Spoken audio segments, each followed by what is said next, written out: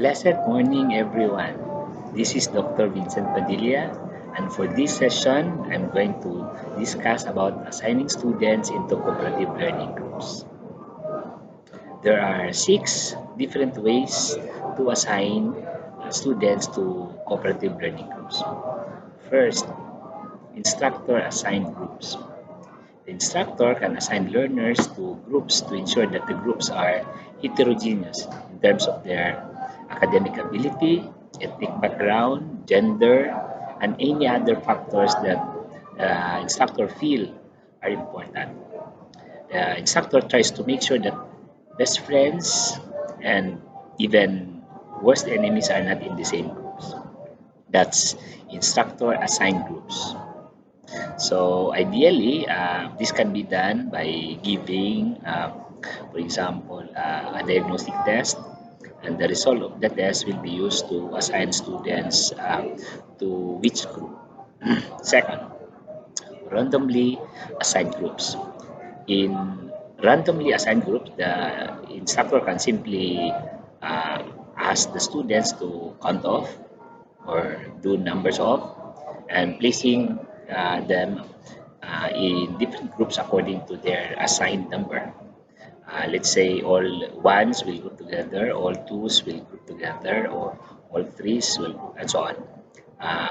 When I started teaching cooperative learning, I used to assign a class uh, randomly. So I would ask them to count off, and the first five, like 1, 2, 3, 4, 5, belongs to one group.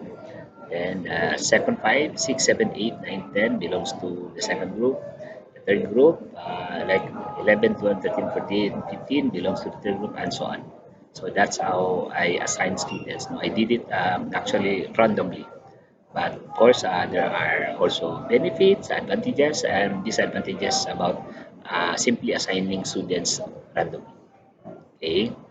Third, social integration groups. This is another way of assigning students or the class into cooperative learning groups. No, in social integration groups, at the beginning of the class, you can ask students to text you or use the messenger to message you as to the names of the persons or the classmates that they would like to work with, or the names of the people they do not like to work with. And based on this, from the response of the students, you can make decision as to how the students will be grouped or assigned into groups.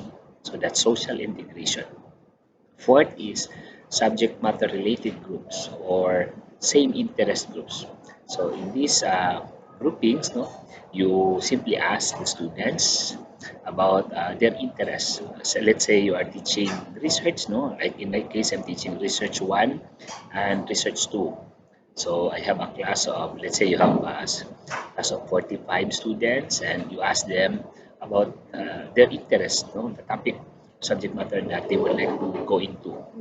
And you group them according to their interest, subject matter interest. That's number 4. Fifth way of grouping or assigning students into cooperative learning groups is the geographic groups. So basically, the idea here is those who live in the same community, the same area, are assigned together. Especially during the pandemic, no, what I did, I assigned students, although we did not have face-to-face, we have online modular classes. I still group them.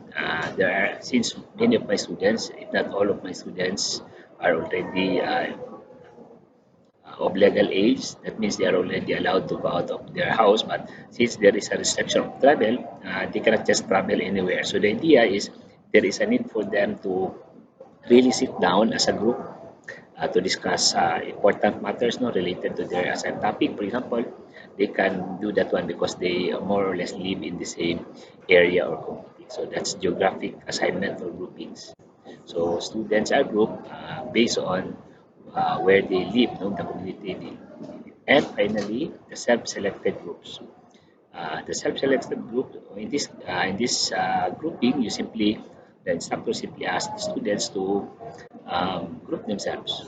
Okay, so at the beginning of the class, Like if you are we're having a face-to-face class, um, most of the time students would sit together or cluster together. No, they sit together with their friends. So when you ask them to group themselves, more likely they group with their friends. This is good when if you want them to start the activity, the discussion right away because they can start the discussion because they know everyone else in the group. Okay, so that's grouping students according to their probably the people they are seated with. No? So you can ask them to, let's say, form a dyad or a triad.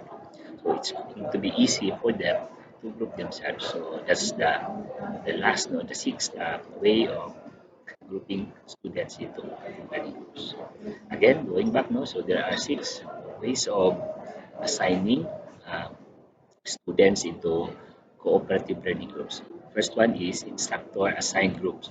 Okay, so especially if you are planning to organize a home-based, okay, home-based grouping, you can actually assign students, no, based on this format. No? So you come up with probably a diagnostic test, and based on the result of the test, you assign students into the different learning groups. Okay. Second is randomly assigning groups. So just like as I mentioned before, no, when I teach, I was teaching PE, for example, I would simply ask my students to group themselves. First, I would ask them to sit alphabetically and to count up. So the first five belongs to one group, second five belongs to the second group, the third five belongs to the third group, and so on and so forth.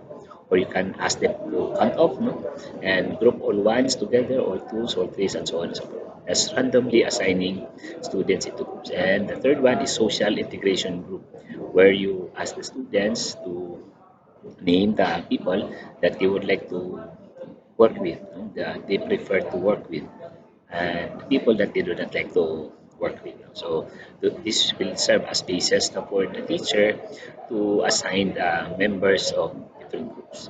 And fourth is subject matter related groups or same interest groups. So you assign students according to their interest. If they have similar interest, it's going to be easy for them to work. Like for example, if they like to play basketball together, then maybe you can group them according to their sports interest. And fifth is geographic groups, where the students are assigned to groups based on the place where they live, no? Community. So the idea here is if they need to meet, no, together as a group, it's going to be easy for them. Just like what I've been doing, especially during the pandemic, no, where there is restriction of travel. So students, if they need to really like gather and discuss something face to face, they can do it because they live in the same geographical location. And finally, self-selected groups where you simply ask, no, the instructor simply ask the students to group, get a partner for the sharing or form a triad and so on. Okay, so those are the six ways of assigning students into cooperative learning groups. Thank you, and once again, good morning.